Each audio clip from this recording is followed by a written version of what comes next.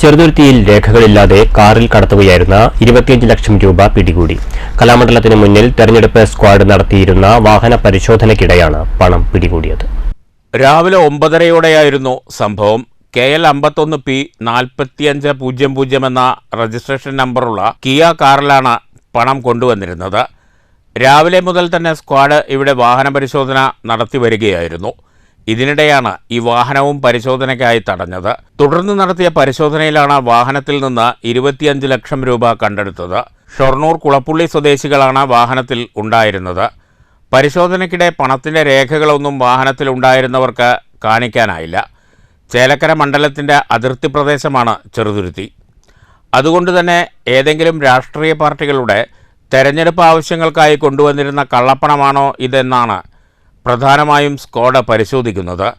നിലവിൽ വാഹനവും പണവും കസ്റ്റഡിയിൽ എടുത്തിട്ടുണ്ട്. അതേസമയം എറണാകുളത്തേക്ക് പർച്ചേസ് ആവശ്യങ്ങൾക്കായി കൊണ്ടുപോയിരുന്ന പണമാണ് ഇതെന്നാണ് വാഹനത്തിലുണ്ടായിരുന്നവരുടെ വിശദീകരണം. എന്നാൽ തെരഞ്ഞെടുപ്പ് സ്ക്വാഡ് ഇത് മുഖവിലക്കെടുത്തിട്ടില്ല. കാറിലുണ്ടായിരുന്നവരുടെ രാഷ്ട്രീയ പശ്ചാത്തലവും ബാങ്ക് അക്കൗണ്ട് വിവരങ്ങളും ഉൾപ്പെടെ തെരഞ്ഞെടുപ്പ് സ്ക്വാഡ് പരിശോധിക്കും. News bureau, Thrissur.